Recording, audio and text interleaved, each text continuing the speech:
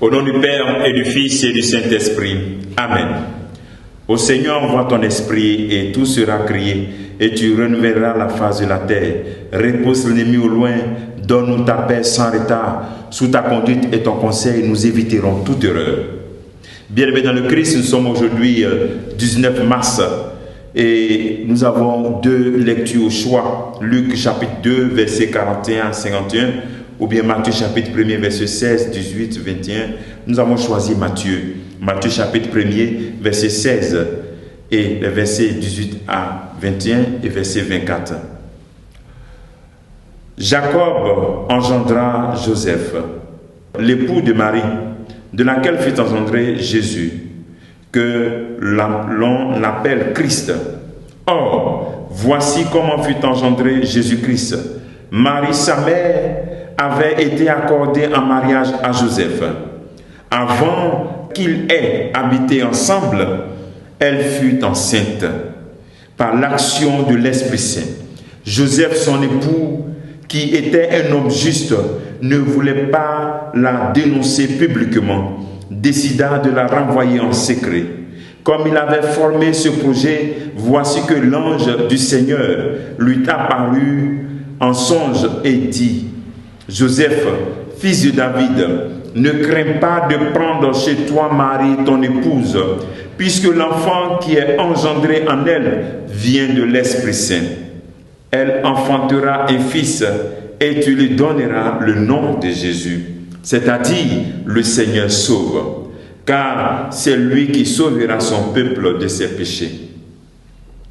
Quand Joseph se réveilla, il fit ce que l'ange du Seigneur lui avait prescrit. Acclamons la parole de Dieu. Louange à toi, Seigneur Jésus. Bien-aimés dans le Christ, en ce jour, nous célébrons Saint Joseph, époux.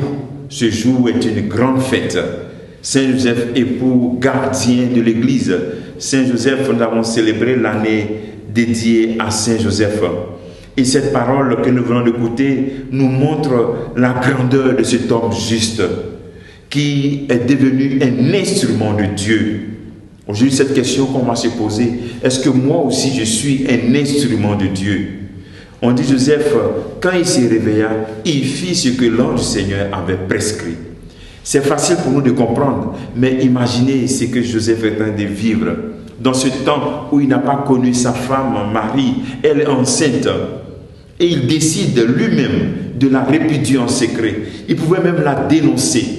Joseph nous apprend vraiment ce geste vraiment de protéger l'autre, de ne pas humilier. Comment est-ce que souvent, quand nous sommes en difficulté avec les autres, nous voulons les humilier, nous racontons les vies par-ci par-là pour qu'ils soient humiliés. Souvent même, on n'arrive même pas à avoir la satisfaction. On veut écraser l'autre, on salit son nom parce qu'il nous a fait ça. Souvent, on pense que on a raison parce que raison dans le sens où on nous a fait du mal. Ici, Marie étant enceinte, on va se dire qu'elle a été infidèle, mais Joseph ne cherche pas à l'humilier. Même dans l'erreur apparente qu'il découvre à Marie, il ne l'humilie pas. Il veut la répudier en secret. Que le Seigneur te donne au moins cette grâce de savoir respecter l'autre, même quand il te fait du mal, de ne pas salir son nom. Parce que même si tu as fait du mal en cette personne, il y a toujours cette image de Dieu. Deuxième enseignement, il ne craint pas. Il accepte cela. On dit, il se réveille et il le fait aussitôt.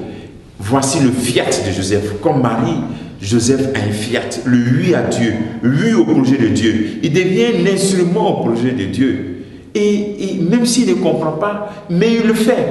Souvent nous, lorsque les situations, les maladies, les situations peut-être d'inaccomplissement, ou bien ce qu'on appelle souvent les blocages, quand cela est dans notre vie, est-ce qu'on obéit? On se révolte. Joseph ne comprend pas, mais il dit oui à Dieu. Il fait confiance. C'est l'appel que le Seigneur nous fait en ce jour.